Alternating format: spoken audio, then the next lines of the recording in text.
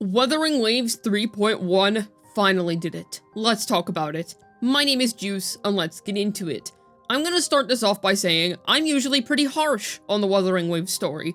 I am not somebody that typically really enjoys it, and I sometimes occasionally think it's good, but it's never really anything to write home about, and it always pales in comparison to their previous game, Punishing Grey Raven, which was a masterclass, and still is a masterclass of Kuro Games' finest writing. All of my favorite Kuro Games characters come from Punishing Grey Raven. So, I have to say, to get a quest like this in Wuthering Waves was unprecedented. I'm going to put a spoiler warning now. If you don't want to be spoiled for Wuthering Waves 3.1, I would stop the video now and go play it. And please, if you're anything like I was, where you just don't have it in your heart, you don't believe that this can be a good story, you just don't have that, fire in you anymore, and you feel like it's just too far gone, please trust me when I say, don't skip this. You really will be missing out if you decide to pass on this. I can understand it being hard to believe that there was a truly generational quest in Wuthering Waves, but this was just so much astronomically better than anything else this game has ever put out. And I have liked some of the Wuthering Waves stories. I liked Jinchi's story, I liked Cardathia's story. There were a couple of plots here and there that I did actually find myself liking. I also thought the 2.0 patch had a really good main story, but it's not like those stories were anywhere near as good as what I experienced last night. And you know why that is? You know why that is? Because that story felt just as impactful, just as emotional, and just as gripping as your average PGR quest. That was incredible. They genuinely knocked it out of the park. I'm going to start going into spoilers now. One thing that I am so proud of Kuro Games for doing, I am so proud of them for this, aemeath is our daughter. She is not our wife, she is not our girlfriend, she is our daughter. They formed a father-daughter relationship. Well, father because I play male rover, mother if you play female rover, I imagine. They formed a parental relationship between the two. A parental bond. And instead of going for the 50th romantic undertone love story, like they've done so many times before in Wuthering Waves, just in different flavors, they actually gave us a really meaningful change. This was such an interesting way to switch up the dynamic. Instead of it just being the usual, we got something so much more meaningful, at least in my opinion, something that anyone, or at least a vast majority of people, can relate to. The experience of family. Familial love is something that so many people have experienced before. And because of that, and because of how well presented that all was, and how well presented the entire build-up was, and just showing how these two had each other's backs, it made it so much more meaningful when aemeath really cared about Rover. This time, it wasn't just, oh my goodness, I'm still in love with you, they're the only one I ever will like, and all that. No, there was a really emotionally charged reason for it. And it was just amazing. And it made the sacrifice and losing her at the end so much more impactful. This was not just us losing our 100th girlfriend. We lost our daughter. We lost a child. Like this was our family, and they made a point to emphasize, like, this was like adoptive family. This was some found family type stuff. And I only ever really get this emotional when I'm talking about PGR quests. This was amazing. Listen, I'll be honest, I would say right now they didn't even have to go this hard for it to be good, but to be honest, with how little faith I had in the Wuthering Waves story after a certain point, they did kind of have to make it this good. They really did have to knock it out of the park like this for me to be fully invested again. Another thing is they took Rover and made him a character that I had, like, no interest in. I always liked his character design, but I just didn't care about his story. He just seemed pretty one-dimensional, and all he ever did was aura farm and get girls, and I just didn't really care about that. No, now he's a father, And now this is a character that has an actually fairly tragic story. He just wants to go home. He's just some guy from a civilization that was picked to do some kind of impossible task. And he just kind of has to deal with it. He has to fulfill his mission, and he's not allowed to go back. He's here, he has to fulfill his mission, and he's not allowed to go home, no matter how much he wants to. And that's such an interesting plot point, because it makes me wonder, why exactly was Rover chosen for this? Why does Rover need to save Solaris? Why are they interested in saving Solaris? And another thing, insane lore drops happened. What do you mean the Exostriders delivered Sentinels to Solaris? What do you mean by that? And also, the fact that the Etheric Sea blocks off space exploration. What a really cool way to connect the whole goal of the Space Trek Collective and why the Exostrider is so important and all of those different things.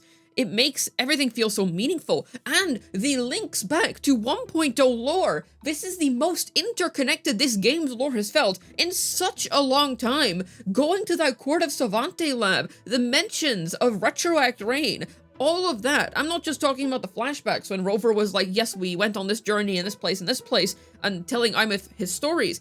No, I'm talking about specifically just every little reference there was to older lore, and I can't believe that I cared about it so much when he said his, I will be there for everyone moving towards our shared future, leaving the past behind. That line has so much more weight to it now. Now we know he truly cares about everybody in this world that he is trying to save, and even though there is some greater will that is trying to make this character fulfill some kind of impossible task for some kind of sake that we don't particularly know yet, he just has to do this. He still chooses to do it in a positive light, and he's doing his best. And another thing is that now it feels like we have a bit more context as to why Rover reset his memories. It's painful considering we literally had a daughter, but in any case, it seems like it could have been for maybe a fresh perspective or something like that. Luke did mention that Rover seemed a lot happier now, and aemeath also mentioned he seemed a bit more chill.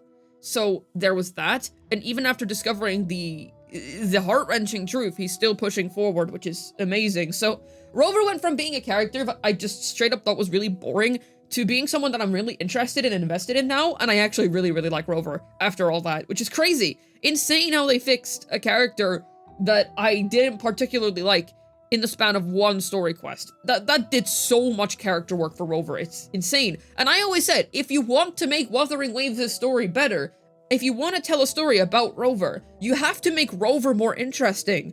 Well, they did that. Problem solved. Now Rover is an actually interesting character to follow the story of. So, great. Now WuWa's story actually has a degree of substance to it, which is amazing. We literally got such top quality writing on top of the usual amazing Wuthering Waves presentation, which, by the way, we got so many songs, we got so many amazing cinematics and an animated short at the end. That was incredible. It was just an entire emotional blast. It's so good that they took the direction that they did with this character. Like, goodness me, aemeath so well written, and to be honest, Luke also has some pretty nice segments. The trial for him was a very nice surprise, and I liked that he was actually there for longer than I thought he was going to be honest. So that was actually pretty nice to see. I wasn't expecting him to be a decent part of the quest. He obviously did leave after a certain point, but I do feel like his presence was substantial, and we got some very interesting setup from him, which is great. We actually got set up for his quest, which is going to happen later on. Amazing! And we actually have two main major things that I have been needing in this game. We have an actual main plot outside of Stop the Thronodians, and we have an actual main plot for lahairoi. Both major issues at once have been tackled. We have a regional story to follow throughout the year, and we have something larger that we can actually pay attention to lore-wise that's substantial, well-explained, and you're interested in it, at least in my case. Now, one other thing I should say is I've seen some people being confused at the ending of the quest.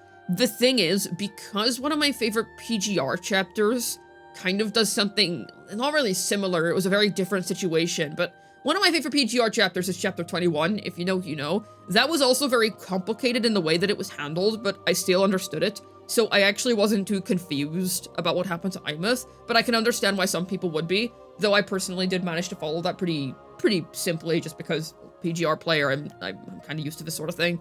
And otherwise, the soundtrack for this quest was really, really good. They also killed it in that department. Really good job for that one, Kuro. And this is...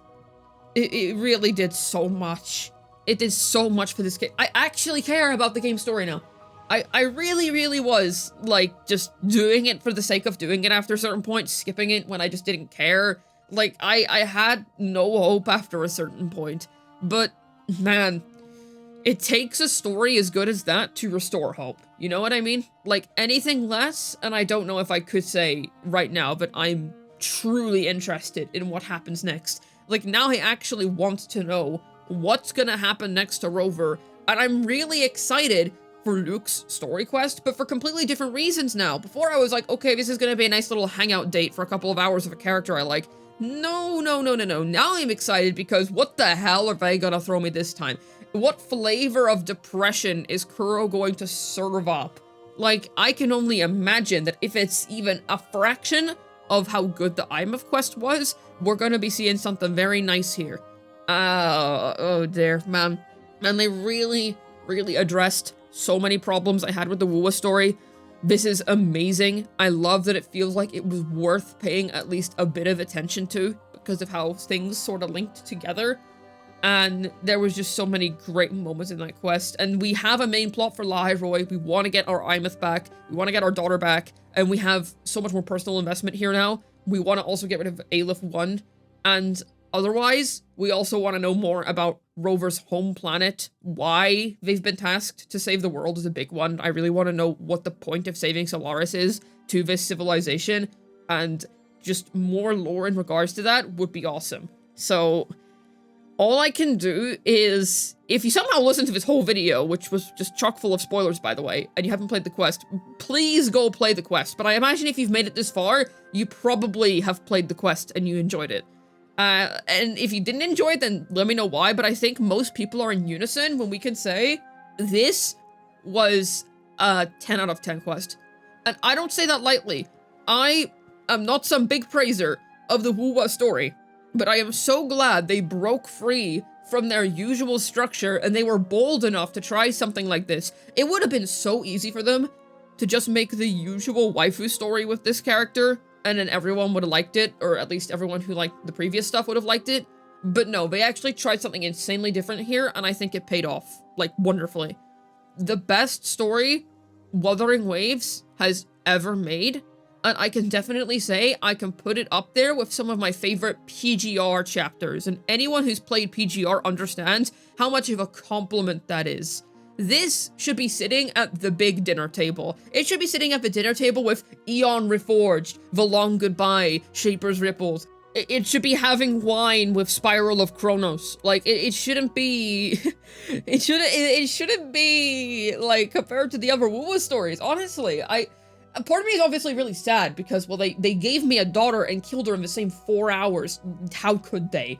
But otherwise, I'm also really happy because finally, Wuthering Waves has a good story, and I have always been wanting this. I can easily say 3.x is probably, like, peak era for WuWa, and once again, I don't say that lightly. I do think this already mogs 2.x, and I'm not just saying that because, oh, they keep getting better. No, this is, like, actually significantly better. This story is so much better. The setup is excellent, and the character designs, at least in my opinion, I do like them more than the 2.x character designs. Barring maybe Choyuwen, but he's my favorite character, so shocker. And all around, I just really, really love everything that lahairoi has offered so far. And this is me just saying I'm seated and I'm locked in for the rest of this region. This is... man. I really am proud of Kuro for trying something different here. Like, they really killed it here. And one other thing I want to say is that this is, without a shadow of a doubt, a Nanami XP now. I am pretty convinced of it. The JP voice may be Selena, but I am 99% convinced this, or 100 convinced, honestly, that this is the Nanami XP. A message to my future self. Man.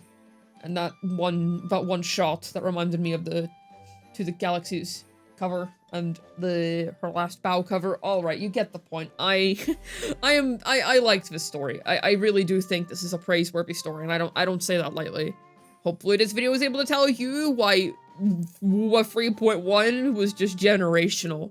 This has been Juice, signing out, and I am genuinely looking forward to the future stories now.